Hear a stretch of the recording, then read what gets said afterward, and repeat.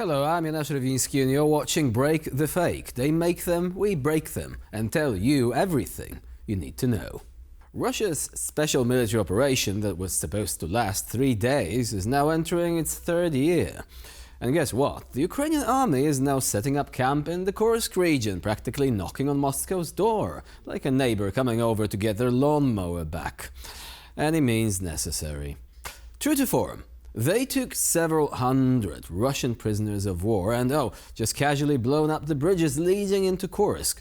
Just to make sure the thousands of Russian troops there feel properly trapped. And if you think this couldn't get any more surreal, let's turn to one of our favorite Russian propagandists, Maxim Yusin. In true everything is fine fashion, Yusin recently said, and I quote, "We need to prepare for the worst. We may have to sacrifice these territories, hopefully without the people living there." Ah yes, just casually sacrificing parts of Russia itself. How is that operation going according to plan narrative holding up now, eh? Готовится к наихудшему варианту. Готовится к тому, что этими территориями, дай бог без людей, чтобы вывести всех, включая старушек, придется пожертвовать. Meanwhile, as the Ukrainian forces inch closer to Moscow, it seems they are eager to personally thank Putin for all his hard work. Maybe they will even bring a fruit basket, because nothing says gratitude like a gift after pushing an army to the brink of collapse.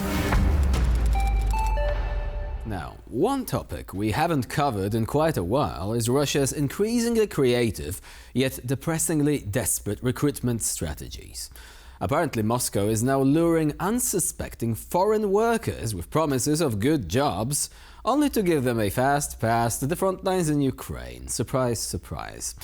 Citizens of Ghana, India, Egypt, Nepal, and even Cuba are being tricked into military service, all under the guise of job opportunities.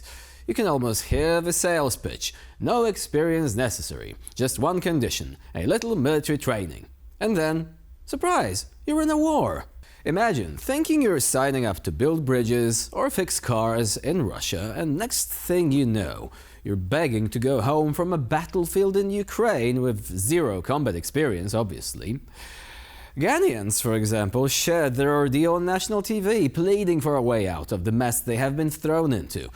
And that's the key here.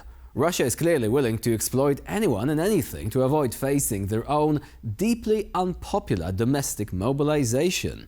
And let's not forget, as Bloomberg reported, Moscow is now threatening African students and migrant workers with visa cancellations if they don't comply. Talk about job security, eh? So, while Putin insists that everything is going according to plan, it seems his special operation now requires recruiting anyone who isn't fast enough to simply run away. Ah yes, the legendary Lada Niva, Russia's proud contribution to the automotive world, or as Putin might call it, a symbol of national resilience in the face of Western decadence. This little gem is apparently Russia's answer to global sanctions, a rugged SUV now equipped with, well, still 4 wheels and presumably a bunch of doors as well. And for just a cool $15,000, you too can experience the luxury that is Russian car manufacturing in 2024.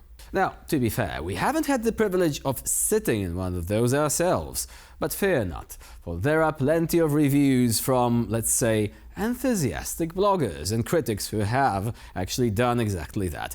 And the inside of this beauty, imagine stepping into a time machine that only goes backwards, straight into the early 1990s to be precise. Cheap plastic, a dashboard that screams functionality over form, and all the charm of a Soviet-era relic, with maybe a few extra cup holders. Короче, зашел в салон АвтоВАЗа, блядь, 1 300 000 Нива стоит, блядь.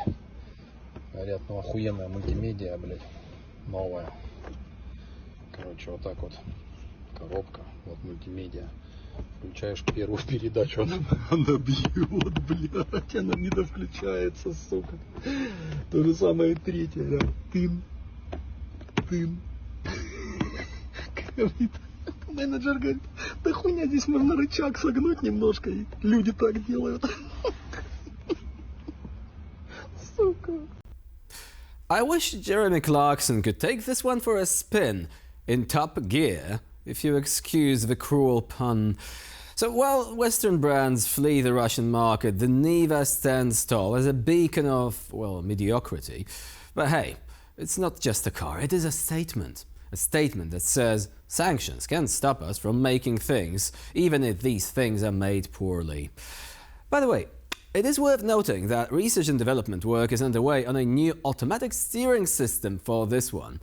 We have obtained footage directly from the Russian design office responsible. На жаль, відсутній зв'язок з вашим абонентом. Надішліть, будь ласка, смс або зателефонуйте пізніше.